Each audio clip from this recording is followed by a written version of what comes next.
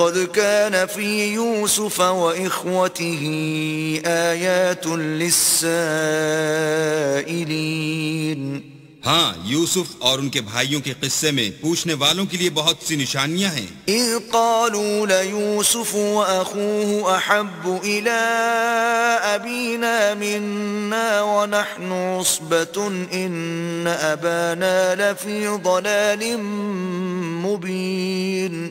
جب انہوں نے آپس میں تذکرہ کیا کہ یوسف اور اس کا بھائی ابا کو ہم سے زیادہ پیارے ہیں، حالانکہ ہم جماعت کی جماعت ہیں، کچھ شک نہیں کہ ابا صریح غلطی پر ہیں۔ اقتلوا يوسف أو اطرحوه أرضا يخل لكم وجه أبيكم وتكونوا من بعده قوما صالحين۔ تو یوسف کو یا تو جان سے مار ڈالو یا کسی ملک میں پھینک آؤ، پھر ابا کی توجہ صرف تمہاری طرف ہو جائے گی اور اس کے بعد تم اچھی حالت میں ہو جاؤ گے۔ قال قائل منهم لا تقتلوا يوسف وألقوه في غيابة الجب يلتقطه بعض السيارة إن كنتم فاعلين۔ ان میں سے ایک کہنے والے نے کہا کہ یوسف کو جان سے نہ مارو، کسی گہرے کنویں میں ڈال دو کہ کوئی راہگیر نکال کر اور ملک لے جائے گا، اگر تم کو کرنا ہی ہے تو یوں کرو۔ قالوا يا أبانا ما لك لا تأمنا على يوسف وإنا له لناصحون۔ یہ مشورہ کر کے وہ یعقوب سے کہنے لگے کہ ابا جان کیا سبب ہے کہ آپ یوسف کے بارے میں ہمارا اعتبار نہیں کرتے، حالانکہ ہم اس کے خیر خواہ ہیں۔ أرسله معنا غدا يرتع ويلعب وإنا له لحافظون۔ کل اسے ہمارے ساتھ بھیج دیجئے کہ خوب میوے کھائے اور کھیلے کودے، ہم اس کے نگہبان ہیں۔ قال إني ليحزنني أن تذهبوا به وأخاف أن يأكله الذئب وأنتم عنه غافلون۔ انہوں نے کہا کہ یہ امر مجھے غمناک کیے دیتا ہے کہ تم اسے لے جاؤ، یعنی وہ مجھ سے جدا ہو جائے، اور مجھے یہ بھی خوف ہے کہ تم کھیل میں اس سے غافل ہو جاؤ اور اسے بھیڑیا کھا جائے۔ قالوا لئن أكله الذئب ونحن عصبة إنا إذا لخاسرون۔ وہ کہنے لگے کہ اگر ہماری موجودگی میں کہ ہم ایک طاقتور جماعت ہیں اسے بھیڑیا کھا گیا تو ہم بڑے نقصان میں پڑ گئے۔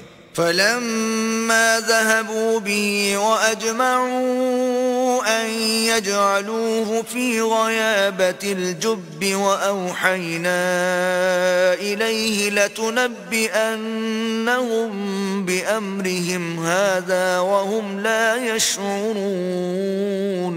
غرض جب وہ اس کو لے گئے اور اس بات پر اتفاق کر لیا کہ اس کو گہرے کنویں میں ڈال دیں، تو ہم نے یوسف کی طرف وحی بھیجی کہ ایک وقت ایسا آئے گا کہ تم ان کے اس سلوک سے آگاہ کرو گے اور ان کو اس وحی کی کچھ خبر نہ ہوگی۔ وَجَاءُوا أَبَاهُمْ عِشَاءً يَبْكُونَ۔ یہ حرکت کر کے وہ رات کے وقت باپ کے پاس روتے ہوئے آئے۔ قالوا يا أبانا إنا ذهبنا نستبق وتركنا يوسف عند متاعنا فأكله الذئب وما أنت بمؤمن لنا ولو كنا صادقين۔ اور کہنے لگے کہ ابا جان ہم تو دوڑنے اور ایک دوسرے سے آگے نکلنے میں مصروف ہو گئے اور یوسف کو اپنے اسباب کے پاس چھوڑ گئے تو اسے بھیڑیا کھا گیا، اور آپ ہماری بات کو گو ہم سچ ہی کہتے ہوں باور نہیں کریں گے۔ وَجَاءُوا عَلَى قَمِيصِهِ بِدَمٍ كَذِبٍ قَالَ بَلْ سَوَّلَتْ لَكُمْ أَنفُسُكُمْ أَمْرًا فَصَبْرٌ جَمِيلٌ وَاللَّهُ الْمُسْتَعَانُ عَلَى مَا تَصِفُونَ۔ اور ان کے کرتے پر جھوٹ موٹ کا لہو بھی لگا لائے۔ یعقوب نے کہا کہ حقیقت الحال یوں نہیں ہے، بلکہ تم اپنے دل سے یہ بات بنا لائے ہو۔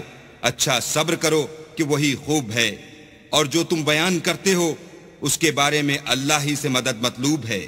وجاءت سيارة فأرسلوا واردهم فأدلى دلوه قال يا بشرى هذا غلام وأسروه بضاعة والله عليم بما يعملون.